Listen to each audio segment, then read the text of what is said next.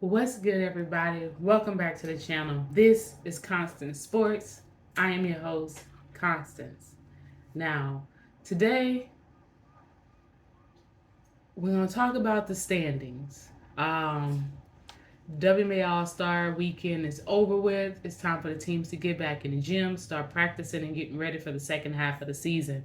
So, currently, number one team, Las Vegas Aces. The record is 19-2. And then we go Aces, New York, New York, and then Connecticut. And then we start rounding out with Washington, Atlanta, and Dallas. All three are 11-8, 11-9. So those three spots can shuffle up any kind of way. Which, when it comes to the playoffs, that's huge when it comes to who you play in that first and second round. After that, you have Minnesota and Chicago rounding out the top 8 teams. Um, I like these top 8 teams. I think that they're all very good. They're these teams will make the playoffs very interesting. But Chicago is 8-12, right? Los Angeles is 7-13. So that bottom spot is, I would say, 7 and 8 spots are still pretty much wide open, depending on how those three teams round out the second half of the season. Now, we all know that Chicago and LA have definitely fallen on some hard times with their defense and their offense struggles, and especially with LA just releasing Destiny Henderson from her hardship contract. And she brought a lot to the team, the energy she produced when she was on the floor. So that's definitely something that I hope that the players that they got back from injury, I hope that really helps them in the long run. And then with Chicago, they're still just trying to get their feet under them from their coach leaving and going to coach up in Toronto. Um, so I think that is their issue. Obviously, I said a couple of videos ago that their defense was a struggle, but they definitely bounced back that next game after that, and played very good defense. But they're going to have to keep that up. If they want to make it to the playoffs this season, that defense has to get better. Because, like I said, their offense, they have offense power. Um, they have scores, especially with Copper and Mabry and Dana Evans coming in and producing and being a very good point guard for them. So, seeing how they can build that up. Like, they have great chemistry. Like, for a team that has a lot of new pieces on it, they have very good chemistry. So I'm just thinking that it's because of the coach switching and the assistant coach taking over as the interim head coach. Maybe that was the issue for their slippage a little bit. And I know they lost a couple good players due to injury, but even so, they were still doing very well as a team. So I definitely like to see them keep going. But this Dallas, Atlanta, and Washington three, that's gonna be good.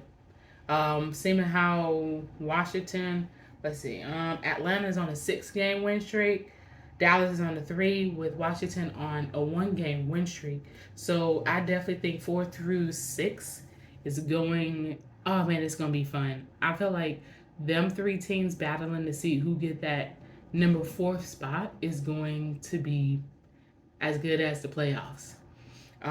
Minnesota, I am very surprised and happy at the same time to see them at the number 7, as a number 7 seed right now at 9-11.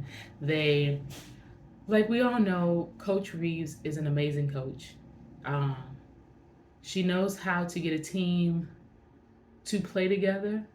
She knows how to win, obviously, but Nafisia Collier is playing amazing basketball. Um, and that team is really coming together around her. And she's definitely the player that Coach Reeves needs in Minnesota with all of those great players that was once there gone. She is everything for Minnesota now. So her continuing to have an amazing season will definitely determine if Minnesota continues on the streak that they've been going and continue and make it into the playoffs. Because we all know anything can happen after the All-Star break. The second half of the season is really when the basketball gets going. Um, your top three teams, I don't see a lot of shifting there. I see maybe Connecticut trying to take over that number 2 seed, which they have a very high chance of doing. New York is 14-4. Connecticut is 15-5. Um, so I can definitely see them two teams battling it out.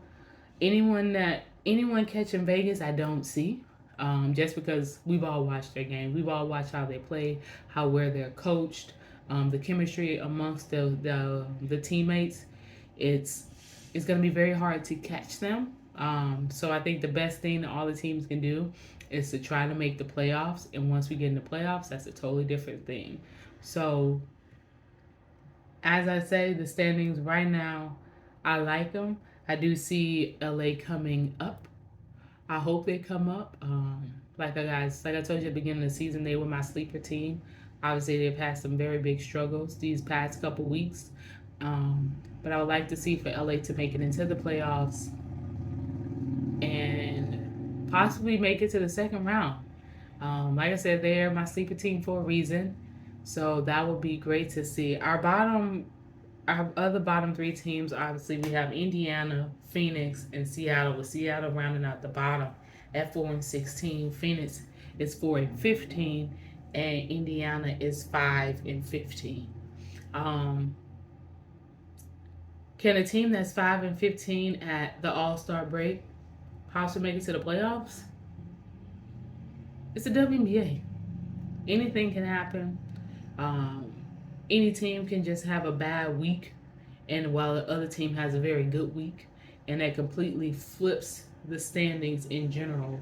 So, second half of the season, starting up on Thursday with a whole slew of games, and it's going to be amazing to watch this last part of the season and obviously the playoffs. So, continue to watch it with me, continue to support me. Remember, like, comment, subscribe. Peace, love, happiness.